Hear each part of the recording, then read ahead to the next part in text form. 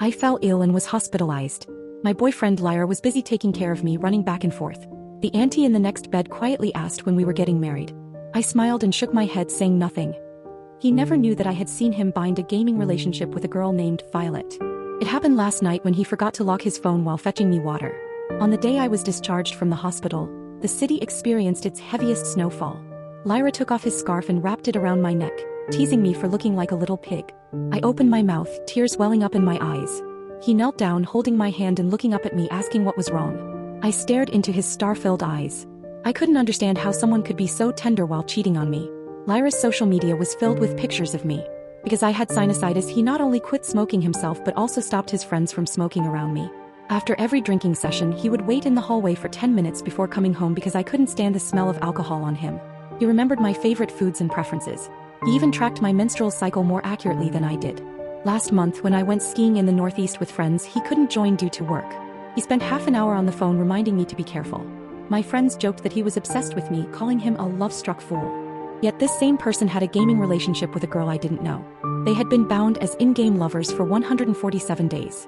I wanted to eat spicy crayfish, crab, and all sorts of stimulating foods. But Lyra coaxed me into going home, where he made porridge for me. I sat at the dining table watching him busy himself in the kitchen. Suddenly I asked him, "Lyra, can you take me with you when you play games?" He paused for a moment, then smiled and patted my head. "Of course, silly. Since when did you start liking games?" I was clueless about gaming. Even the interface annoyed me. What's more, Lyra seemed to be using a secondary account to play with me. After losing a round, I threw my phone on the sofa, but he didn't seem upset. "Want to play something else?" he asked. After dinner, he hugged me on the sofa.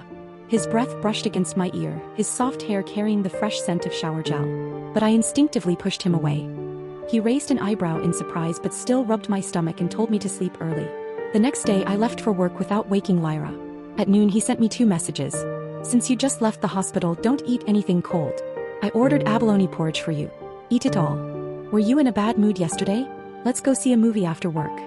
I turned off my phone, feeling a pang in my stomach. Lyra arrived on time to pick me up from work.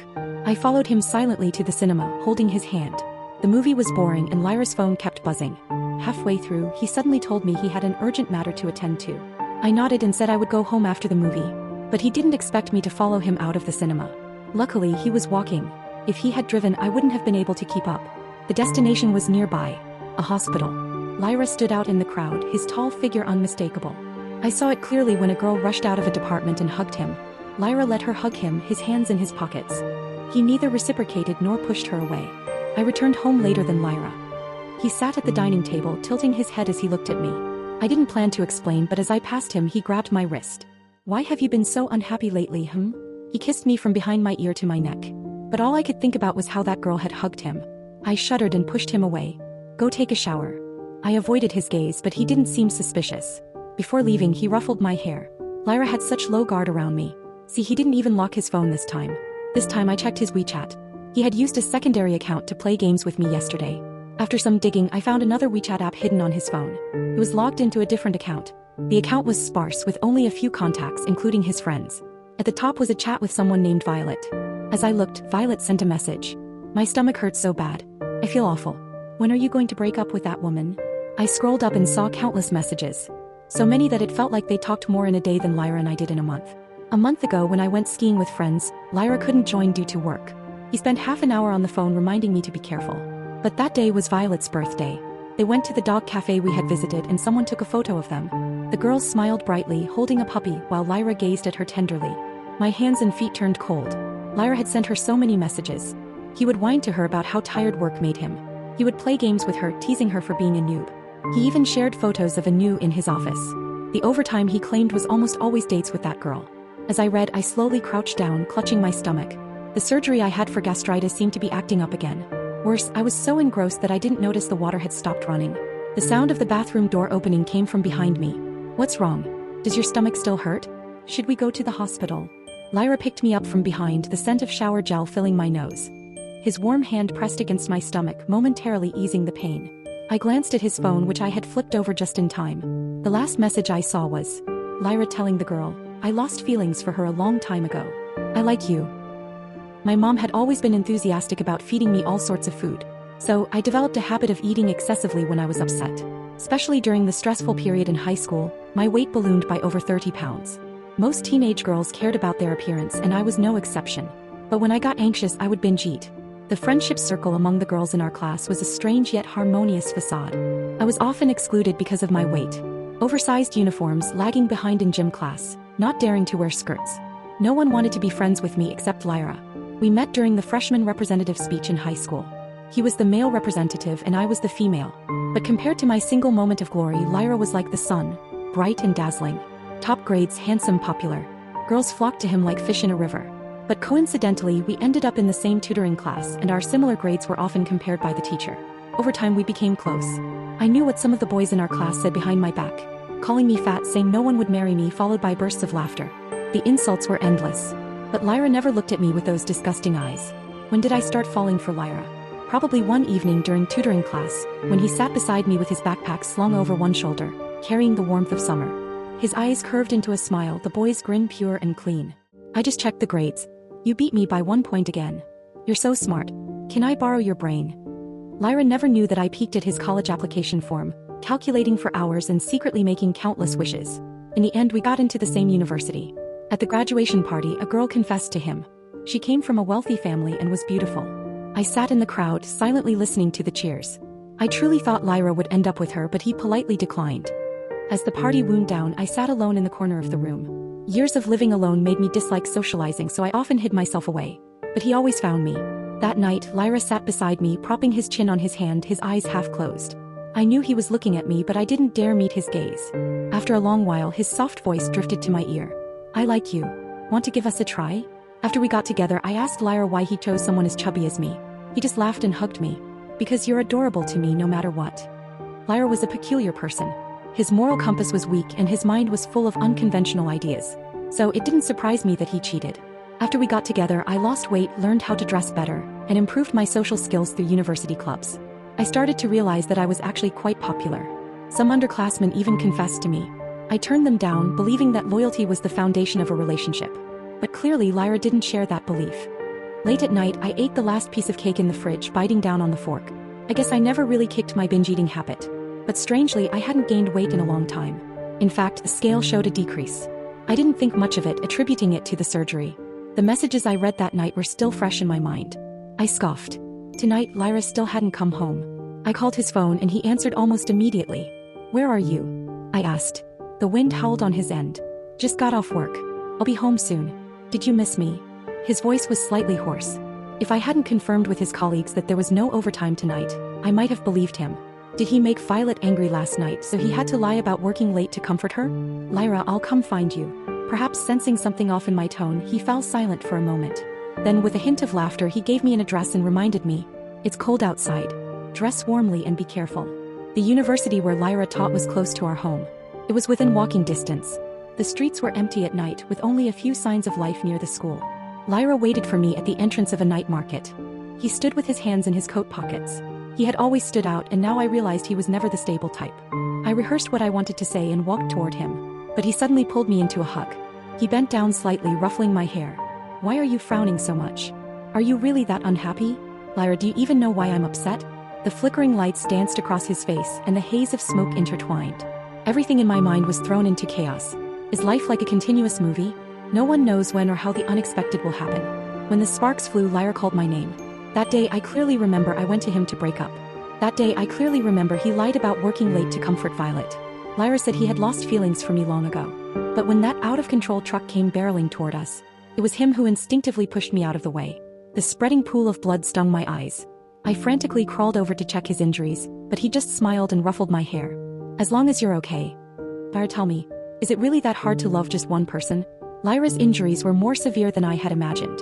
With that much blood, how could he have woken up unscathed the next morning? He was in the ICU, unconscious for days. During that time I finally unlocked his phone. Fingerprint recognition was such a convenient feature. I couldn't stop myself from scrolling through his messages, reading every word he exchanged with that girl, every bit of tenderness he showed her. In the dead of night, it felt like a knife carving into my heart. While Lyra was unconscious, Violet sent him countless messages. There's a new flower shop downstairs. It's beautiful. Lyra, do you have classes this afternoon? Let's watch a movie after work. Hey, why aren't you replying? Are you there? Lyra, did something happen? I went to your school but I couldn't find you. You wouldn't ignore me like this. Lyra, I miss you so much. At night, I lay on the hospital cot repeatedly reading those messages. Violet kept sending messages to his phone. As I read, I rushed to the bathroom and vomited. Lyra, you're something else. That girl loves you to death too. The nurse who checked on me daily said I looked terrible. She suggested I get a full checkup while I was at the hospital. When I returned with the test results, I saw a girl in a white dress standing outside Lyra's room. Sometimes intuition is eerily accurate. I tentatively called her name and she turned abruptly, her eyes like clear springs. Violet. There weren't many places to talk near the hospital, but we found a ramen shop. In the mid-afternoon lull, the girl propped her chin on her hand, idly stirring her noodles. You know I'm Lyra's girlfriend, right? I asked, but she just shrugged. Of course. But sis, in love, there's no such thing as first come, first served. Her hair fell over her pale shoulders as she gave me a less than friendly smile. Besides, you're not married. Her provocation is very obvious. Knowing he's taken and still going after him, you two deserve each other. I lowered my eyes, my stomach burning inexplicably. But the girl laughed, confident and composed as if she held all the cards. So, sis, why don't you just let me have Lyra? Or are you going to throw a fit? Hysterical women are so unattractive. Don't stoop that low. Her eyes gleamed with triumph. She probably thought she was about to win. Maybe she was right. My mind flashed to the test results I had just received. I stood up and said softly, then when Lyra wakes up, tell him. I'm not his girlfriend anymore. You are.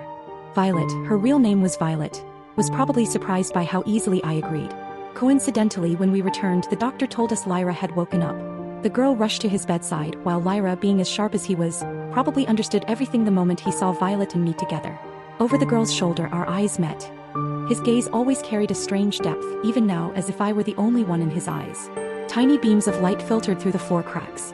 I took a deep breath and finally said what I couldn't that day. Lyra, let's break up. The silence that followed was long. Unsurprisingly, he showed no shock. Instead, he smiled faintly. I should have wiped my phone clean before the accident. Lyra was always like that. In the past, I might have lost it. I would have rushed over, demanding answers. I would have thrown anything within reach at him. I would have grabbed Violet's hair and fought her. But now, after saying my piece, I simply turned and left. Behind me, he calmly asked, after we break up, can we still be friends? I shook my head and pushed open the door. Lyra didn't know I had no future left. 6 hours before Lyra woke up, 20 minutes before I met Violet, I received my test results. I had thought my naturally slim body was a blessing, allowing me to eat multiple cakes at night without gaining weight. I had thought the frequent stomachaches were just after effects of the surgery. The nurse who said I looked unwell, the late night vomiting. Early stages showed no symptoms. Only in the later stages would the pain become noticeable. I never imagined a tumor had grown beneath my stomach lining. In the dimly lit consultation room, I suddenly felt my hands and feet go numb. Doctor, are you sure? The doctor frowned, then cut me off. Did you come alone? I'm not trying to scare you, but it's serious. If you don't act now, you might only have a few months left. Get admitted immediately. Contact your family and decide on surgery or chemotherapy. I sat there, stunned. The doctor sighed and patted my shoulder. Don't stress too much. Our hospital specializes in this. We've had many successful cases. I spent the entire morning sitting on a bench in the hospital hallway. Why hadn't they found this during my last surgery? Why no? Why me? Haven't I suffered enough? Does the universe want to take away my right to live too? The doctor asked if I had any family. Truth was, my mom passed away a year after I graduated. My relatives had fallen out over my grandfather's estate. Since graduation, I had been with Lyra. Lyra was right. People's passions do fade, so he stopped loving me. We had been together so long, maybe we didn't even know what love was anymore, or if we still loved each other. The hospital hallway was bustling with people, but for me, even existing here felt like a luxury. I hadn't thought about my mom in a long time. But now her face seemed to appear before me. Take me with you, please. I suddenly broke down in tears in the hallway. An auntie nearby handed me a tissue, patting my shoulder gently. Sweetie, it's okay. Don't cry. My 11-year-old son once ate a bunch of thumbtacks after we argued. He wanted to kill himself. Now I regret it. There are so many things I wish I hadn't done in the heat of the moment. Life is hard for everyone. That's why we should cherish the people we have. The auntie probably thought I was a patient's relative. I clutched the test results tightly. Who did I have left now? I suddenly remembered a conversation with Lyra about who would die first. I said I wanted to go before him. He smiled and gently touched my forehead. I'm yours. Until you die, I'll always be by your side. In a daze, I walked down the hospital stairs toward his room. How ridiculous. Even then, even after he cheated, I still instinctively wanted to see if he was awake. I wanted to ask him what treatment I should choose. But that day, as I stood on the staircase landing, watching the girl in the white dress outside his room, I knew Lyra wasn't mine anymore. He had already let me go. When the last leaf of autumn fell, Lyra broke up with Violet. It seemed like a trivial matter to him, but Violet was hysterical. He lowered his eyes and blocked her number as she continued to bombard him with messages. The honking of cars filled the street as he looked up at the bustling night market. He suddenly remembered how 2 years ago he had pulled a girl out of harm's way, saving her from a car accident. Thinking about it, it had been 2 years since that girl left him. Lyra never doubted that he loved her. In fact, when he did, his feelings had never been so intense. The aftermath of their breakup hit him hard. At first, he resented her, but later he couldn't forget her. So he ended things with Violet. He knew it would be difficult, but he wanted to try to win her back. How had she been these years? Did her stomach still hurt? Did she still skip breakfast and walk barefoot on cold floors? He often found himself thinking about her, especially on lonely nights. Even when he was with Violet, his mind wandered to her. He had always followed his instincts, and since he still loved her, he wanted her back. His first thought was to add her on WeChat using her phone number. But she never accepted. Her profile picture and name had changed. When they broke up, she had blocked him on everything, cutting him off completely. He clearly remembered what he had said to her that day. He asked if they could still be friends. She had shaken her head. So winning her back would be tough, but he didn't think he would fail. He knew her too well. She was soft-hearted. Perhaps because she came from a single-parent family, she was easy to control. A little kindness and she would think you were the one. A smile and she would believe you were a good person. When WeChat didn't work, he tried other ways to find her. She seemed to have moved away, and strangely, despite his wide network, no one had heard from her. Finally, he managed to add her old best friend on WeChat. But the girl cursed him out and blocked him again. "You'll spend the rest of your life in regret, you scumbag." He raised an eyebrow, unconvinced. As long as he could see her again, he could win her back. He knew her too well, what she liked, how to make her happy. It was as if she were ingrained in his bones, which was why he couldn't forget her. He refused to believe she had forgotten him completely. Then, at a gathering with high school classmates, someone mentioned her name. His head shot up. "Remember that old classmate of ours? It's such a shame. She died so young." "Yeah, I went to her funeral earlier this year. Stomach cancer, right? So sad. I heard her parents were gone too. She died alone. So young. Stomach cancer. Funeral." These words felt foreign, as if he had never heard them before. He stood up abruptly, drawing everyone's attention. His mind buzzed. Was it the alcohol? Had he misheard? Was it someone with the same name? He was gone. How? She had died a year ago? He would never see her again. He couldn't find her. Death, what did it mean? Did it mean they would never meet again? He frantically searched for anything related to her, trying to prove she still existed. He wanted to prove people were lying, that it was all a cruel joke. But there was nothing. He found an address and a tombstone. The wind rustled through the trees, the mountains and rivers stretching endlessly. She was gone just as he turned back to look for her. He never even got to say sorry. Memories flooded him, and every insignificant emotion now felt magnified. He knelt before her tombstone from sunrise to sunset. But it was all ashes now. He would never be forgiven because there was no one left to hear his apologies. He didn't even have the right to know she was gone. In a way, she had abandoned him too. He locked himself in his apartment, drowning in bottles of beer. Only when alcohol numbed his brain could he see her. The girl crouched before him, propping her chin on her hand as she ruffled his hair. "You're such a strange person. You were the one who changed first, so why are you crying like this?" Eventually he spiraled. Only by mixing with unsavory crowds did he feel a fleeting sense of redemption. He was constantly out drinking, though his tolerance was low. One day he drank until he threw up, stumbling into the bathroom to stare at his reflection. He stared for a long time, then punched the mirror. Blood dripped from his fist, but his hand went numb. The mirror shattered into countless pieces, and he trembled as he spoke. Why? Why Lyra? Why couldn't he love someone properly? Why did he throw her away? Why did he think he could always win her back? Later he realized it wasn't that he didn't love her. Some loves were so deep they became part of his bones. That's why it was easy to let go, but losing her made it hard to breathe. He picked up a shard of glass. Then, looking into the broken mirror, he carved a large X across his face. Blood streamed down his cheeks. Even his so-called friends were shocked and took him to the hospital. One of them sat beside him, nudging his shoulder. "Hey, if you're so unhappy, go have some fun." He started frequenting bars. Even with the scars on his face, women flocked to him. One woman touched his cheek and said, "I like men with stories." Soon, women and alcohol became his life. He tried to forget, but the memories clung to him. So he distracted himself. Rumors spread that all the women he dated looked similar. Some resembled her in personality, others in appearance. This madness temporarily eased his longing, but one day it all came crashing down. Everyone looked like her, but none of them were her. When he saw a face that resembled hers, he felt nauseous. He rushed to the bathroom and vomited violently. When Violet found Lyra, he was holed up at home, drinking. He opened the door, reeking of alcohol, and looked her up and down before clicking his tongue and trying to shut the door. She stopped it with her hand. "If I hadn't come, how long were you planning to keep this up?" But it has to be said that such a man, even in his decadence, exudes a sense of not allowing anyone to enter. He relaxed his brow and scoffed. Are you done? Done, Lyra? We were together for 2 years. How long were you with that girl? And you're like this because of her? What am I to you? He stared at her, silent for a long time before finally speaking, his voice laced with annoyance. Come in. Violet immediately recognized that Lyra was living in the same place he had shared with that woman. The decor was unchanged, but the table was littered with beer cans. Violet, do you know why I added you in that game? Lyra's voice was low, almost ghostly. Maybe even she forgot, but the first gaming account I made for her was named Violet. We had a fight that day, and calling you Violet felt like calling her. My feelings for her had faded, and you were like a fresh version of her. That's why I thought you were more interesting. Violet's eyes widened as she listened to Lyra coldly dissect their relationship. She couldn't help it. She grabbed a beer can and threw it at him. You're a real piece of work. Violet suddenly remembered the first time she had seen that woman and protested against her, saying that women were hysterical and devalued. But now she wished she could go mad. She was the substitute for that woman for 3 years. Who was Lyra really seeing when he looked at her? His disgusting ex. The answer was obvious. She thought she had one, but in the end, who had the last laugh? A dead woman? As Violet's emotions began to spiral, Lyra coughed and stood up to usher her out.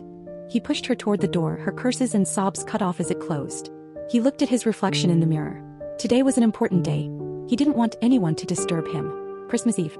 The streets were filled with festive cheer. It was Lyra's first time leaving the house in half a month. He showered, shaved, and dressed neatly before heading out. December 24th, the day he had confessed to her. The night was alive with neon lights, and the city never slept. It seemed like everyone was paired up. He walked down the street, hands in his pockets, when someone bumped into him. Hey, take these flowers. If you like someone, you should tell them. A young boy shoved a large bouquet into his arms. It was probably a promotional event, encouraging people to confess their feelings. Lyra held the flowers, suddenly at a loss. If only she were here. Then an overwhelming wave of guilt washed over him. Excuse me, could I buy those flowers from you? A cheerful male voice interrupted his thoughts. A young man with curly hair and an easy smile stood before him. I made my girlfriend mad and I want to buy her flowers, but you know how it is on holidays. Impossible to find any. A young couple in love. Lyra handed over the flowers, not wanting payment, but the boy stuffed a red bill into his hand. After thanking him, the boy left, but Lyra remained rooted to the spot. He had bought her flowers too. When they moved into their new place, he had filled the fridge with roses. He must have loved her deeply back then. So much that he couldn't bear to hurt her. Lyra felt like he was going mad from the memories. What if he hadn't done those things? What if he hadn't betrayed her? What if he had stayed by her side? Would they have spent her last Christmas together? Lyra realized he might have developed a drinking problem. He found a bar and drank until he couldn't anymore. He had a low tolerance, so he often threw up. But when he was drunk, he could almost see her. Like now, when a girl who looked just like her walked by. He pushed through the crowd to reach her, but when he got to the street, she was gone. Just another drunken hallucination. But this time he had messed with the wrong people. Hey asshole. Watch where you're going. A burly man grabbed him. Lyra had trained in martial arts, but he had been drinking for too long. He was slammed against a wall, then dragged into an alley. The festive noise outside drowned out the violence within. Got any money? Hand it over. The man searched his pockets but only found a ring. At the sight of it, Lyra's eyes widened. He tried to grab it back, but the man held it out of reach. That ring, he had bought it with her. It was the only thing he had left of her. He couldn't reach it, and as he struggled, the men started beating him. They were just drunk and looking for trouble. Lyra curled up, protecting the ring like a treasure. Shit, did we kill him? Forget it, let's get out of here. After what felt like an eternity, they stopped. He felt like his insides were on fire, like he might die. But he smiled. Winter was cold. If he stayed here, would he ever open his eyes again? No one noticed what happened in the alley. The parade continued, laughter filling the air. Lyra didn't know. If he had opened his eyes and looked toward the next block, he would have seen a boy handing the flowers he had just bought to a girl. A girl with the eyes he had been longing for. Hey, guess where I got these flowers? From Lyra. Your ex, right? Oh, so he's here too. He still loves you, I think, but he believes you're dead. He doesn't look so good. The girl played with the petals, shrugging. At first, it was just my best friend's idea to mess with him. Then my other friends joined in. I live abroad now, but those guys even made a tombstone for me. How ridiculous. I'm not dead. I'm doing just fine. The doctor said it was a miracle I survived.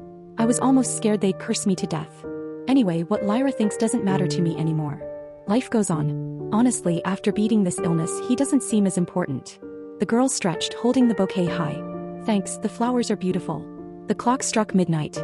Snowflakes drifted down from the sky. Stars twinkled and neon lights shimmered. The chime of bells ushered in another year.